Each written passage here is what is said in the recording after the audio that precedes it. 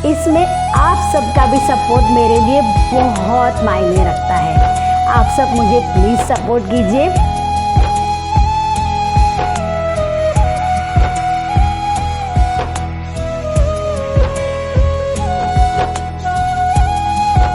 नमस्कार दोस्तों, कैसे हैं आप सब।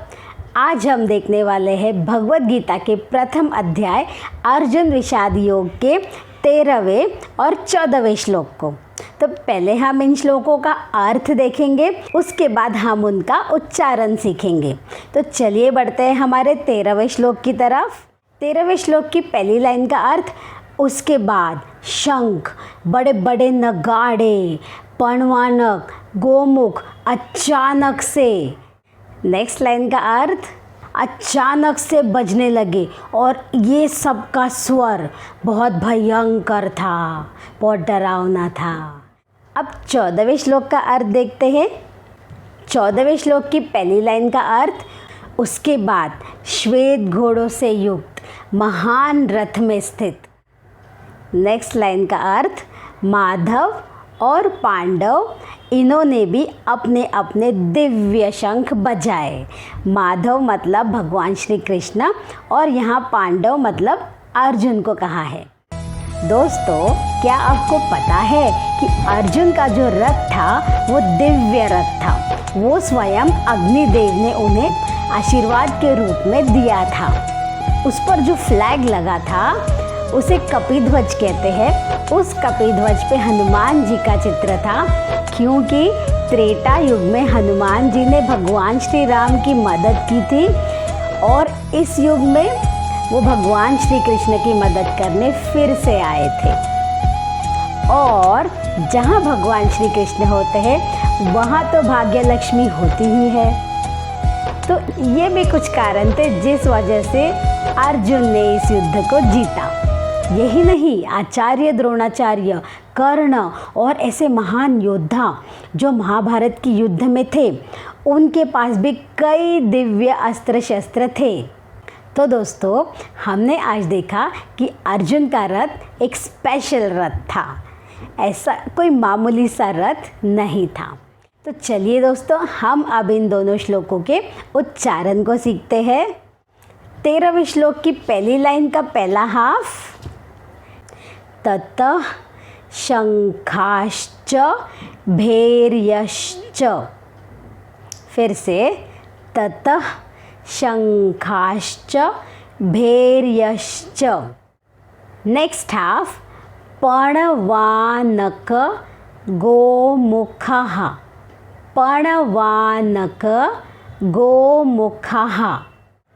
नेक्स्ट लाइन का फर्स्ट हाफ, सहसैवाभ्य हन्यन्त। सहसैवाभ्य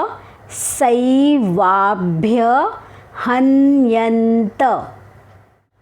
नेक्स्ट हाफ, सशब्दस्तु मूलोऽभवत्। सशब्दस्तु मूलोऽभवत्। दोस्तों, इस श्लोक में आपको ये जो एस का साइन दिख रहा है उसे संस्कृत में अवग्रह कहते हैं और इस चिन्ह को सिर्फ ये बताने के लिए दिखाया जाता है कि यहाँ कभी अ था। तो इसीलिए जब हम इस शब्द का उच्चारण कहते हैं तो अ के स्वर को थोड़ा सा एक्सटेंड करते हैं, शब्दस्तुमुलोऽभवत्, ऐसे। थोड़ा सा डिफ़िकल्ट है दोस्तों, पर हम प्रैक्टिस करेंगे तो ज़रूर सीखेंगे। अब चलिए इस श्लोक को फिर से एक बार कहते हैं, फिर ट्यून में 2 बार कहेंगे। ततः शंखाश्च भैर्यश्च पणवानक गोमुखः सहसैवाभ्य हन्यन्त सशब्दस्तु मूलोऽभवत्। अब चलिए इसे ट्यून में कहते हैं 2 बार।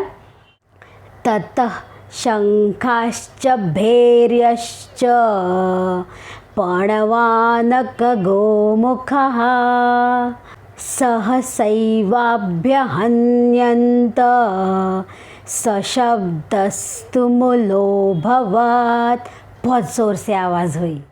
फिर से ततः शंखाश्च भैर्यश्च पणवानक गोमुखः सहसैवाभ्यहन्यन्त सशब्दस्तु मूलोऽभवत्। अब 14वें श्लोक की तरफ बढ़ते हैं। 14वें श्लोक की पहली लाइन का पहला हाफ, ततः श्वेतैर्हयैर्युक्ते, बहुत सारे काना मात्रा है दोस्तों, फिर भी हम ज़रूर सीखेंगे। ततः श्वेतैर्हयैर्युक्ते, फिर से एक बार, ततः श्वेतैर्हयैर्युक्ते। नेक्स्ट हाफ, महति स्यन्दने स्थितौ, महति स्यन्दने स्थितौ। नेक्स्ट लाइन का फर्स्ट हाफ, माधवः पांडवश्चैव, माधवः पांडवश्चैव। Next half, दिव्यौ शंखौ प्रदद्मतुः, दिव्यौ शंखौ प्रदद्मतुः। अब चलिए इस श्लोक को एक बार कहते हैं, फिर उसे ट्यून में 2 बार कहेंगे। ततः श्वेतैर्हयैर्युक्ते महति स्यन्दने स्थितौ माधवः पांडवश्चैव दिव्यौ शंखौ प्रदद्मतुः। अब चलिए इसे ट्यून में कहते हैं।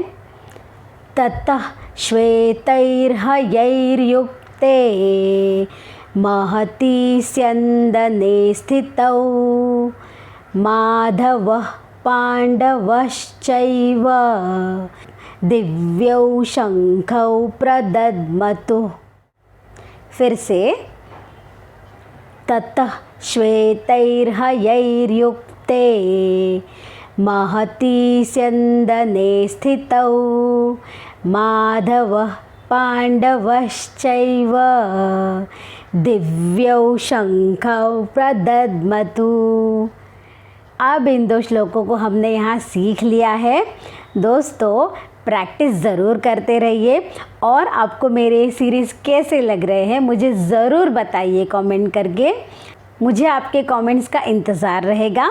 और अगर आपको मेरी ये सीरीज़ अच्छी लग रही है तो फिर आप मेरे वीडियो को लाइक कीजिए, मेरे चैनल को सब्सक्राइब कीजिए और अपने दोस्तों के साथ शेयर भी ज़रूर कीजिए, ताकि हम भगवद गीता का यह दिव्य ज्ञान सभी में बांट सकें। इसमें आप सबका भी सपोर्ट मेरे लिए बहुत मायने रखता है। आप सब मुझे प्लीज़ सपोर्ट कीजिए और भगवद गीता के इस ज्ञान को सब तक पहुंचाने में मदद कीजिए। यहाँ तक देखने के लिए धन्यवाद।